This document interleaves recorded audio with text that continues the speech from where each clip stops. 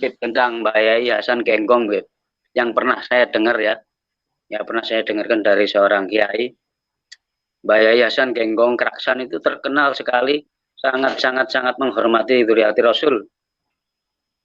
Dan beliau kasaf, walaupun si Habib itu nggak sadar bahwa beliaunya juga banyak sekali para keturunan Kanjeng Nabi yang tidak paham bahwa beliau itu keturunan Kanjeng Nabi. Nah, Habib itu jadi sopir seorang kiai ketika mau sowan ke Mbah Hasan Genggong. Mbah Hasan Genggong itu langsung memerintahkan para santrinya untuk bersihkan rumah Mbah Hasan Genggong dan diberi wangi-wangian karena ada tamu, karena akan ada tamu cucu Rasulullah. Padahal cucu Rasulullah yang menjadi sopir seorang kiai itu nggak paham kalau beliau itu Dzurriyyati Rasul. Nah, ketika sowan ke sana, kiainya, sama siapa? Kiai, sama sopir. Enggak, itu bukan kan itu. Yang saya tunggu yang nyopir itu. Ternyata yang nyopir ya itu habaib yang tidak tahu bahwa beliau itu keturunan Rasulullah. Jadi intinya sekelas Mbah Hasan Genggong yang terkenal alim, tahu sendiri Keraksan, sangat menghormati para keturunan Kanjeng Nabi. Apalagi kita yang awam, kita yang nggak bisa apa-apa, kita yang bodoh. Kenapa kita berani menghujat, mencaci? Saya cuman mengingatkan teman-teman saya yang mau diingatkan lah. Kalau yang nggak mau diingatkan ya monggo, nanti risiko ditanggung sendiri-sendiri. Saya merinding ngomongin ini udah. Saya selalu sama Habib Jafar. Lanjutkan perjuangan, Beb. Saya asli Jombang, Beb. Kelahiran Jombang, Beb. Kakek saya dimakamkan di Jombang, Bang. Kakek saya dimakamkan di Jombang. Habib Umar bin Abdurrahman Lalatos di Jombang makomnya. Tugu, Beb. Kalau nggak salah itu, Ana juga belum pernah jarah ke makom Masjid Ana ya. Itu ada makom Ba'alawi. Kurang lebihnya seperti itu. Itu makomnya di situ. Habib Umar bin Abdurrahman Lalatos. Iya. Salam takzim untuk Bang Aan. Ya, dari kemarin sudah mau ikut nimbrung masih derdek Bib saya itu. Kalau sama Bib itu saya itu grogi. Mohon maaf ya Bib. Sama-sama Bang. Artinya gini Bang. Cuman saya di Jogja Bib. Kalau mau ke Jogja mampir Bib. Siap, insya Allah nanti suatu saat kita bisa silaturahmi. Ya udah Bib, gitu aja Bib. Doakan kami semua ya Beb. Doa B2 Bang, doa Bang, doakan saya juga Bang ya, biar sehat, biar panjang umur. Kita semua. Untuk Bang TJ, tetap semangat, Bang TJ semangat. Siap. Semangat. Siap. Kita doakan dari sini lahir batin untuk Bang Iti, Bang TJ. Siap. Mengajar kemusukan di YouTube. Bapak Jafar. Siap. Kalau pamit ini Beb. Ya, terima kasih banyak Bang Aan. Waalaikumsalam warahmatullahi wabarakatuh. Waalaikumsalam warahmatullahi wabarakatuh. Lanjut silakan yang lain. Ayo yang mau. Ya yang mau naik juga silakan. Waalaikumsalam. Nah, kita ngobrol santai aja nih. Ya. Ya, saudara-saudara juga kita ganti ini live bersama para netizen nanti. Ini yang lagi ditunggu nih Bib. Di sini kan Bib, Ana mau menyampaikan sesuatu. Tadi Ana baru melihat Habib live sama di channel sebelah ya. Di situ Ana terharu kali Pak Padu Bib, Masya Allah, Habib diteriak-teriakin, Masya Allah. Gak enak rasanya dadanya nih Bib, betul. Gak enak kan rasanya. Jadi di sini wahai saudara-saudaraku, dimanapun kalian berada, walaupun Dzurriyyatur Rasul melakukan suatu kesalahan, kita bilanglah melakukan suatu kesalahan, itu bukan berarti dia terlepas dari hubungan kakeknya, tetap cucunya. Wahai saudaraku dimanapun kalian berada, jagalah adab kalian dengan Dzurriyyatun Nabi. Jaga, bukan kalian ketika kita bilang, kita cerita bahwasannya ada cucu Nabi berbuat kesalahan, Bukan dengan cara seperti itu. Kita marah-marah, kita gini-gini, nggak boleh seperti itu. Kita ngaku cinta Nabi. Mana bukti kita bahwa kita cinta Nabi? Kalau kita cinta Nabi, otomatis kita cinta kepada zuriatnya. Semua, seluruhnya, tanpa terkecuali. Mana bukti kita?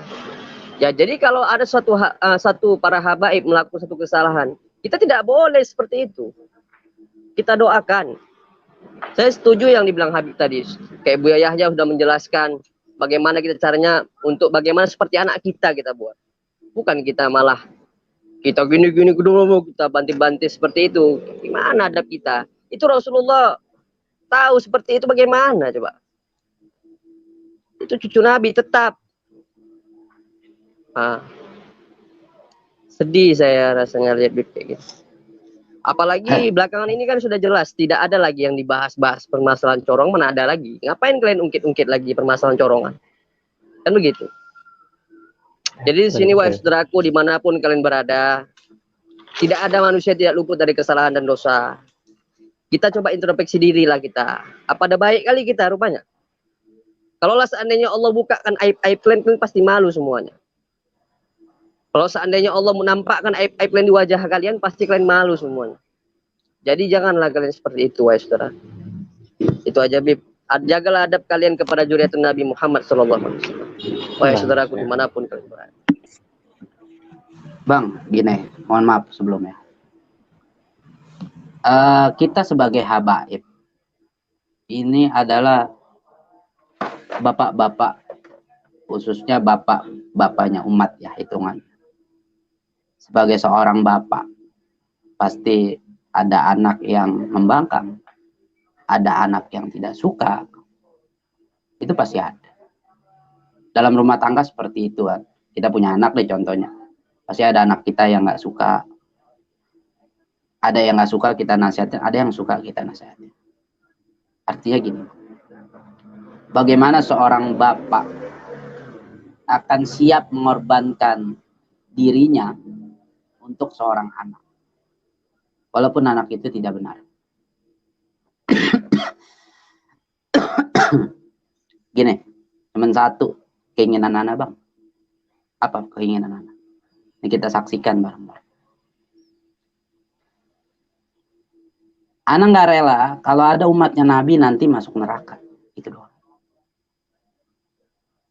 Kenapa anak nggak rela? Bagaimana Nabi nggak relanya melihat umatnya masuk neraka? Sungguh anak, Bang, kalau sampai ada umat Nabi di era anak yang nanti kelak di akhirat masuk neraka, berarti anak telah gagal, Bang. Ya. Telah gagal yang namanya mengajak umat untuk masuk ke dalam surganya Allah. Udah gitu dong.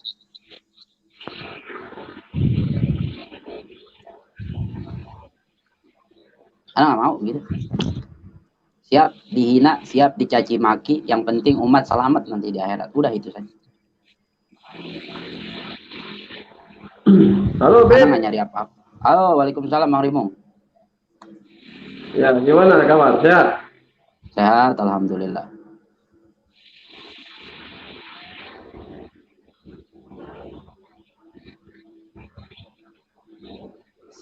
Jeff, udah bisa sekarang ya. Silakan Gus Bandul, Gus apa nih, Badrut. Nanti kita bagi satu-satu lah berbicara nih, ntar Bang Rimong ya. Ini Bang Sulai Alang, ini nggak bisa nih, ya nggak bisa apa? Nggak bisa dinaikin ini. Masuk dulu ke Google Chrome ya. Silakan. Bang Gus Badrut. Lah Bang Rimong kemana nih?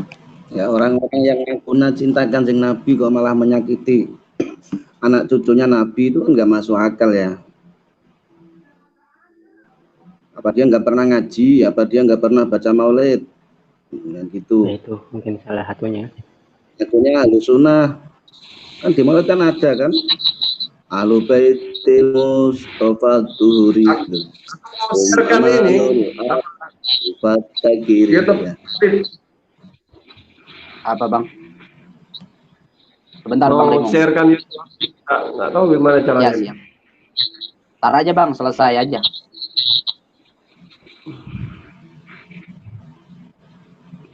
Oh gitu ya. Lanjut Gus Badrut. Sebentar bang Rimong ya. Lanjut Gus Badrut. Ya. Itu kalau menurut saya itu yang kurang ajar itu lebih di iblis, lebih iblis dari iblis. Maunya apa dia? Aku cinta Nabi, nggak siap untuk mencintai anak cucunya, itu cinta yang bagaimana?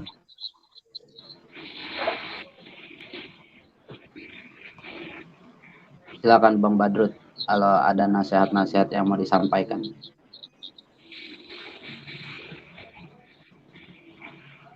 Ya, semoga saya minta orang-orang yang begitu itu segera tobat lah. Minta maaf pada Allah, minta maaf pada Rasulullah, minta maaf kepada yang bersangkutan. Takutnya nanti kalau ada apa-apa gitu loh, kalau ada kualat atau gimana. Nah, urusan nasab kan nggak bisa disangkut pautkan dengan perilaku akhlak. Nah, Habib meskipun orangnya gila, itu tetap dianggap Habib. Orang yang berakhlak mulia, semulia apapun, kalau tidak ada garis keturunan Rasulullah, tidak akan mungkin dipanggil Habib. Itu kan putusannya kan gitu. Betul. Betul nggak, Bib? Kayak gitu, Bib? Betul. Nggak akan orang hilang, salim Bang. Apapun, sepinter apapun, nggak akan mungkin bisa untuk jadi Habib. Jadi Habib itu nggak dipandang dari perilakunya, nggak dipandang dari kealimannya. Bukan. Habib itu memiliki darah garis keturunan dari Rasulullah Muhammad SAW gitu. Jadi meskipun yang dikatakan oleh mereka itu tidak sesuai, yaitu gimana, termasuk cobaan kita lah. Diperintahkan oleh Rasulullah untuk mencintai keturunannya, termasuk cobaan. Bukan Rasulullah yang pertama kali memerintahkan Bang, tapi Allah langsung. Qul la as'alukum ala mawaddatil qurba. Silakan. Nih, betul Gus Arya atau bukan? Dengerin aja dulu Beb suaranya. Sapa dulu. Assalamualaikum, siap mendengarkan. Siap, waalaikumsalam Gus Arya. Waalaikumsalam. Lanjut. Silakan Bang Arya untuk menyampaikan.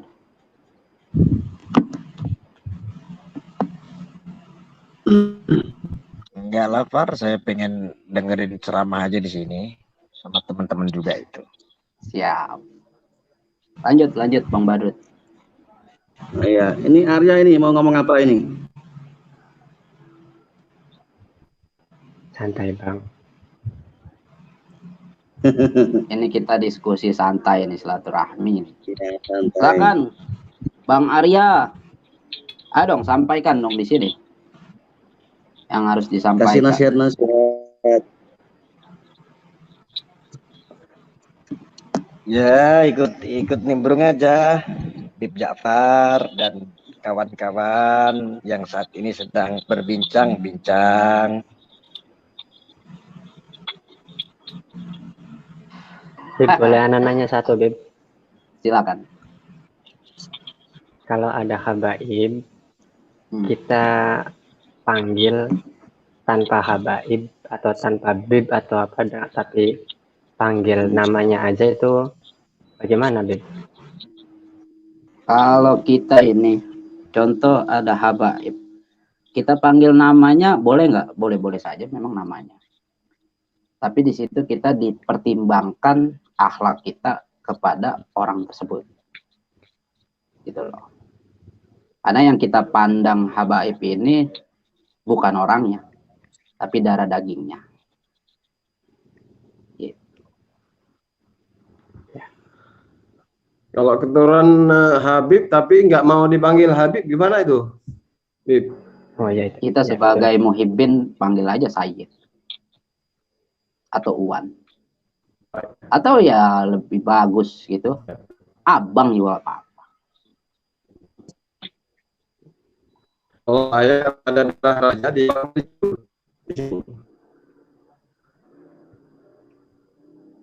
Cut itu sama Teguh ya beda tipis lah. Betul.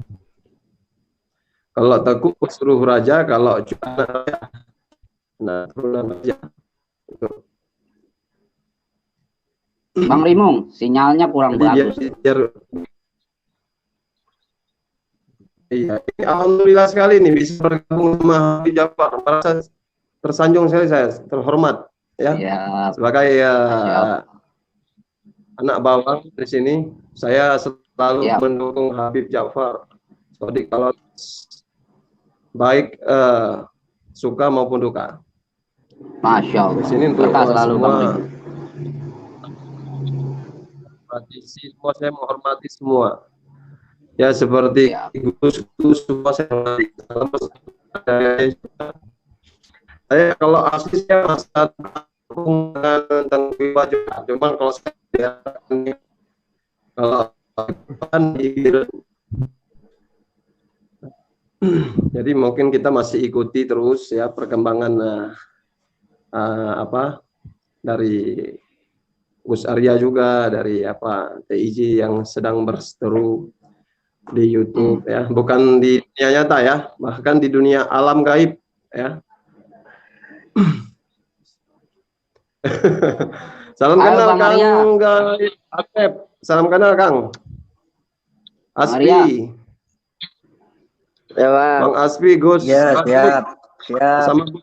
Sama Gus Arya, salam kenal ya.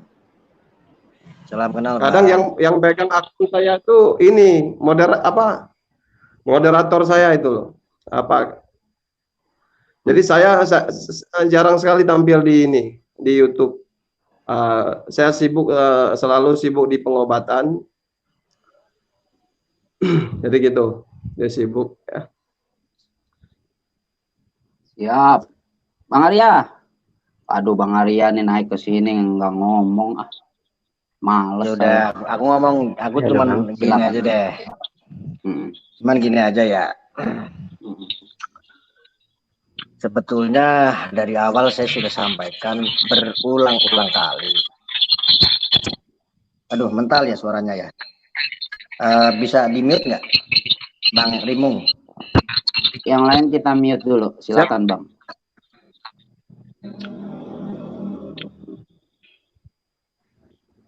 Dari saya Bang?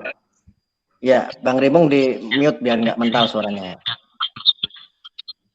Oh iya. Oke, jadi dari awal tuh sebetulnya kita sudah sampaikan sama teman-teman mengenai perseteruan awalnya itu saudara Iqbal sama Idris atau Mik Preman itu saya sebetulnya tidak masuk. Tidak ada niat pun untuk membela. Cuman ada sesuatu hal yang memang harus dibela. Apa itu? Makanya samping ngerempet ke Habib Ja'far, yang lalu saya panggil Ja'far ya. Gelarnya nggak saya pakai. Tetapi kan saya tidak pernah membinatangkan beliau, nggak. Saya tetap menghormati beliau. Walaupun nggak pakai gelarnya yang saya sampaikan, ucapkan panggilan ke beliau. Jadi saya sepakat dari awal itu saya sudah sampaikan bahwa saya itu mendorong loh kalau memang tujuannya itu baik. Tetapi apa sih yang saya tidak setuju? Yang harus saya ada membela kelompok-kelompok itu yang dinistakan. Yaitu seorang wanita yang selama ini di framing menjadi perempuan yang digilir. Mohon maaf, bahasa kasarnya itu adalah memeknya dengan bahasa-bahasa lendir segala macam. Itu yang perlu saya bela, karena Allah sendiri sudah melalui firman-firmannya menutupi aib orang, kok masa malah aib seseorang dibongkar-bongkar. Toh seandainya Itu nggak pantas. Apalagi ini hanya sebuah penggiringan opini untuk mengajak orang membenci seseorang. Nah, itu yang perlu teman-teman, ayo kita introspeksi bareng-bareng. Dan ini selama ini toh pun itu tidak ada pernah terbukti. Semua orang ini hanya ditimang-timang seolah-olah saya punya bukti tentang jilbab merah dan lain sebagainya. Ini saya pastikan tidak ada bukti, walaupun orang yang bersangkutan yang mengarahkan sesuatu itu mengakui aku punya bukti. Enggak, saya bilang enggak. Saya berani bertaruh untuk apapun itu. Saya itu enggak lah ya, masalah saudara Cemani itu juga saudara saya. Dan lain-lain saya mengenal beliau, sudah pernah ketemu sama mereka. Dan mereka berani apapun itu hanya membual gitu. Yang saya sayangkan adalah ketika ada isu-isu seperti itu, saudaraku Habib Ja'far Shadiq Alatos ini mengarah kepada ikut-ikutan. Saya yang tidak mengendaki itu. Padahal saya sangat takut sama beliau itu, sama Habib Ja'far. Nah, ini tidak mencontohkan sebagai seorang ulama yang selama ini saya anggap ulama. Wong beliau itu dulu sebelum COVID itu ceramah kok di panggung kok. Ikut-ikutan di dunia ini dengan mengolok-olok dengan istilah nama corong. Inilah yang sering saya sampaikan, saya mengingatkan saudaraku Habib Ja'far ini. Coba kalau berbicaranya tentang agama, tentu banyak, bahkan saya ikut mendorong, ikut membantu, saya tetap mencintai beliau. Ini saya tidak mengada-ada, saudaraku Habib Ja'far. Di belakang saya, entah saudara, tetangga, teman, yang saya anggap orang tua, guru juga sama, para habaib. Tentu dengan keilmuannya, tentang adabnya, kita mengedepankan itu. Lalu kita mengingatkan itu sudah berkali-kali terhadap saudara. Tentang permasalahan seperti itu. Lalu, apa framingnya? Kalau ini fitnah, disebut saya fitnah, lapor dong, selalu kayak begitu, umpatan-umpatan seperti itu. Ketika kita sudah membuat laporan, dianggapnya anak-anak lah, seperti anak kecil lah, tukang ngadu lah. Ini kan nggak betul nih dibiarin kayak begitu. Ini loh kalau terus seandainya nanti kelak ini bakal diproses hukum.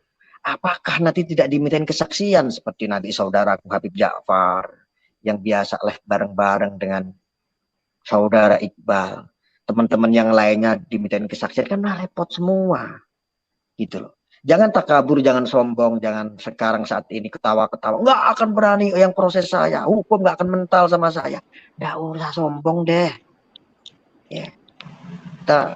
Kita berusaha untuk membukakan itu supaya kita ini menjadi orang yang budiman dalam mencermati sebuah medsos. Itu tujuan saya itu cuma sederhana kok, cuma itu gitu loh. Bahkan saya sampaikan sama saudara Iqbal, kalau memang betul niatmu baik, bongkar-bongkar untuk praktik-praktik penipuan, ayo dibuktikan gitu loh, jangan cuma medsos, beri bantuan hukumnya seperti apa kek. Jangan lalu mentang-mentang dikenal orang dengan perjuangan yang membongkar praktik-praktik itu, terus sembarangan semua kreator dipilih-pilih gitu loh. Yang lain tumpul, yang ini hajar. Begitu kan nggak bener itu kayak gitu. Karena apa? Jadi seolah-olah Gus Arya, maksudnya tumpul seperti apa, Gus? Bentar Gus, biar ya silakan. Ya, sedikit lagi. Jadi jangan sampai nanti ini dianggapnya semua konten kreator ini membutuhkan fatwa dari saudara Iqbal. Mereka tidak punya hak tentang kreatornya ini loh, ini tentang konten ini sudah punya batasan standar dari Kominfo, dari aplikator dan lain sebagainya. Gitu loh. Jadi sangat mengkerdilkan sekali ketika ini menjadi dampak ancaman para kreator konten di seluruh Indonesia. Yang tepat adalah kalau mau memusuhi, membongkar adalah praktik penipuannya. Maka kita laporkan nih siapa nih yang nipu. Contoh kayak kemarin saya teriak-teriak terus. Katanya ada isu 40 juta. Ayo tertemukan sama saya. Terus sampai sekarang umpet-umpetan. Nggak ada yang membuktikan siapa yang ketipu paku 40 juta. Nah, artinya saya di sini poinnya adalah mengkaji semua ini hanya kontra narasi. Tumpul itu bisa begini loh, Bib. Masa harus Idris sih? Masa harus yang di Jawa sih gitu. Yang punya praktik-praktik seperti itu tuh nggak cuma Idris, nggak cuma Jawa. Ujang Bustom itu hajar dong. Terus siapa itu Limbat, hajar dong semuanya itu. Bila perlu diajak tabayun dong, samperin, nggak cuma di medsos. Sekarang saya tanya, banyak mudorotnya apa banyak manfaatnya? Jawabannya adalah banyak mudorotnya. Ledek-ledekan, hujat-hujatan. Kok saya jadi ketika melihat itu, saya malah bersepakat begini. Lebih baik bikin konten yang menyelipkan sebuah pesan moral. Entah itu gerbek-gerbek dukun, ataupun gerbek-gerbek preman, atau gerbek-gerbek lonte sekalian. Tetapi di situ ada edukasi kemanusiaannya, sosialnya, moralnya. Ketimbang cuit-cuitan di medsos, tapi memunculkan gibah, dosa, mengajak selawat netizen. Mana ada solawat-solawatnya. Gitu, monggo silakan. Gus Arya santai kan ya? Kita berbicara santai aja ya. Ini santai kita, ini Bib, dari hati ke hati, karena saya lihat-lihat juga Ya, antum dari ini hati sudah mulai sedikit, sudah mulai sedikit adem ya, sudah mulai berubah, saya jadi tambah cinta gitu. Masya Saya seneng kalau kayak begini. Gini Gus, bagaimana Gus tentang edukasi Gus Idris ya, contohnya ya Gus ya. Ketika dia mengatakan bahwa membaca bismillah itu yang haram bisa menjadi halal, itu kan bukan mengedukasi Gus. Gitu loh Gus. Dari ucapan dia seperti itu, saat itu ada videonya Gus. Ya kan? Nah, kalau dari segi pandangnya Gus, ketika dia menyampaikan seperti itu, ya otomatis kan kita harus reaksi Gus. Jangan sampai nanti kita-kita yang awam ini memakai apa yang dia ucapkan Gus. Sebenarnya sih di situ aja Gus, gitu loh. Dan juga kan gini Gus, kalau sumpama dia mau sholawatan, kenapa nggak di awal gitu loh? Ya di awal nih mukodimah nih, ayo saudara-saudara kita sholawatan dulu yuk. Kita biar dekat kepada Nabi Muhammad SAW. Nanti ketika dia bikin settingan, nggak usah melibatkan ayat, tidak usah bawa-bawa sholawat, tidak usah bawa-bawa doa. Sekarang gini Gus, kita berbicara dari hati ke hati Gus. Ini banyak yang saya perhatikan dari konten-konten Gus Idris ya Gus ya. Ketika waktu itu ada salah satu muridnya adalah siapa sih namanya tuh, si Farhan. Itu dikirimkan pocong. Ya, di dalam konten itu dikirimkan pocong. Nah, yang jadi pocong-pocongan itu, pocong kecil itu adalah anaknya sendiri, anaknya Gus Idris, si Haddad. Nah, si Ustadz Farhan ini baca doa, baca ayat, terus mental sama pocong. Lah, yang saya perhatikan di sini Gus, kalau kita kembali ke sejarah, Sayyidina Umar Ibnul Khattab, ketika dulu berperang dengan iblis, ketika iblis minta dibebaskan, Sayyidina Umar mengatakan kepada iblis, wahai iblis, aku akan bebaskan kamu, tapi apa kelemahan kamu? Ayat kursi. Jangankan ayat kursi, membaca a'udzubillahi minasyaitonirrajim saja, setan udah kabur.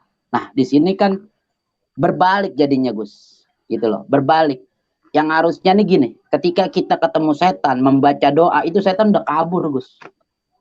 Nah inilah yang saya artinya kritik mereka itu seperti itu Gus. Bukan masalahnya settingannya. Kalau settingannya oke lah. Tapi jangan bawa-bawa ayat di situ. Gitu loh.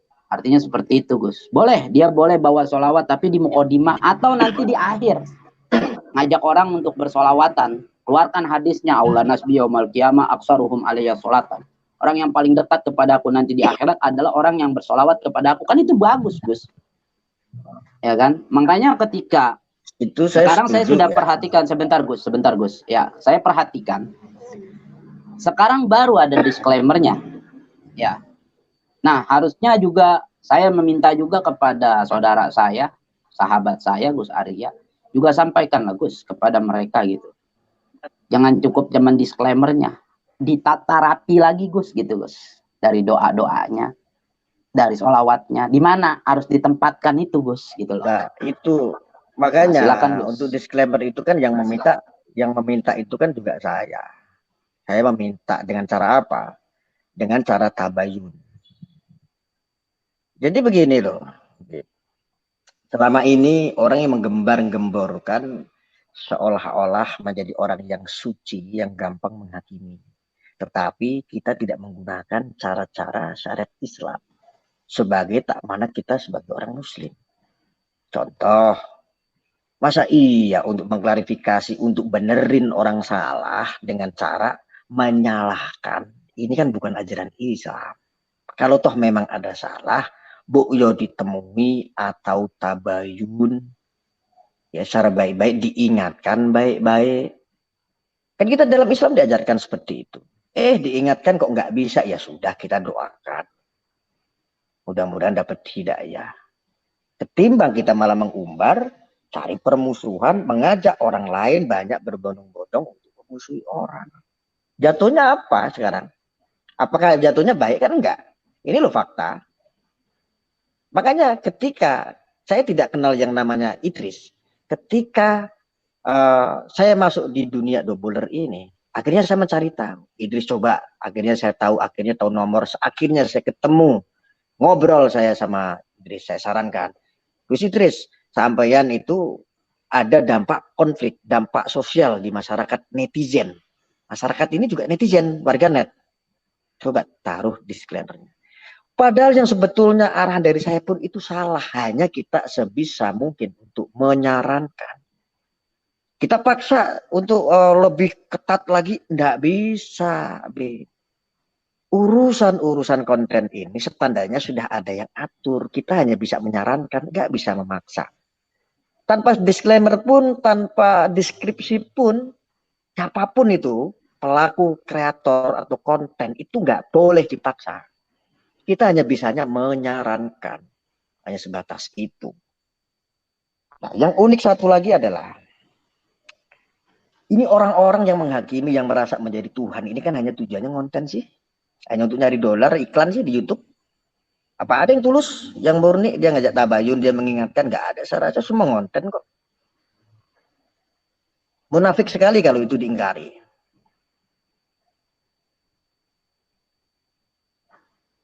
Saya sempat mengajak Bu Samsudin untuk yang namanya tabayun, mengundang saya.